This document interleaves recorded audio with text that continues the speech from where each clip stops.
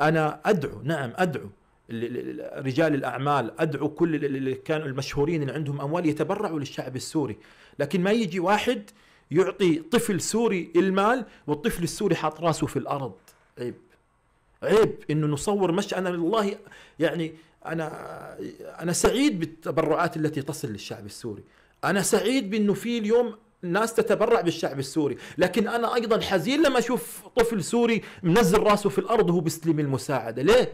يقول له ارفع راسك أنت سوري، ارفع راسك أنت شامي، ما تخلي المرأة لما تيجي تستلم منك المبلغ وهي حاطة خجلانة.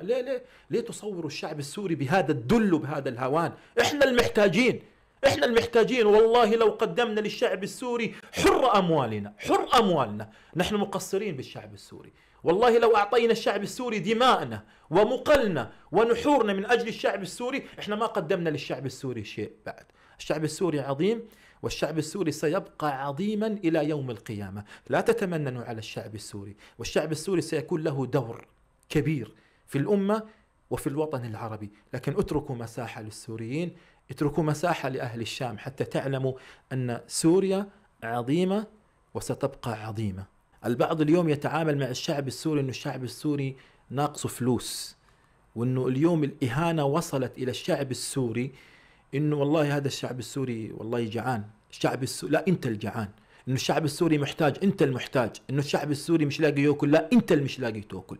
الشعب السوري طوال حياته رافع راسه. الشعب السوري يعني لولا إنه الزمن جار عليه، ولولا إنه الظالمون والدكتاتوريين جاروا عليه، لكانت سوريا اليوم هي القبلة الأولى للسياحة، القبلة الأولى للكرامة وللعزة في الوطن العربي. فأنا أقول كفى ثم كفى ثم كفى إنه نتعامل مع الشعب السوري والله إنه شعب ينتظر التبرعات. الشعب السوري كريم والشعب السوري عفيف. نعم هناك فئات تحتاج التبرعات، لكن لا تتعامل مع هؤلاء إنهم شحادين بيمدوا إيديهم. لا، الشعب السوري عمره ما مد إيده. الشعب السوري كان يمد إيده عشان يعطي العرب. الشعب السوري أنا قلتها كان يصنع الجبن هو من الذي كان يصدر الجبن للوطن العربي وللعالم؟ السوريين. ولم يعطي العرب للسوريين إلا الجبن والخيانة. فما تتعاملوا مع السوريين إنه والله هذا السوري. واليوم إحنا اليوم أي واحد اليوم في عالم المواقع الاجتماعية بده يشتهر يتاجر بالغلابة في سوريا. أي واحد اليوم بده يلم لايكات ومعجبين على مواقع التواصل الاجتماعي بيجيب لك سوريا، يتاجر بسوريا، يتاجر بالنازحين، يتاجر بالفقراء. لا يا أخي، لا. أنت حينما تقدم صدقة ولا تقدم مال تقدمه لوجه الله، لكن لا تجعل العالم ينظر إلى الشعب السوري كشعب محتاج. الشعب السوري عظيم، والشعب السوري ستعود له مكانته، والشعب السوري سيعود من المهجر ليبني وطنه عما قريب بإذن الله.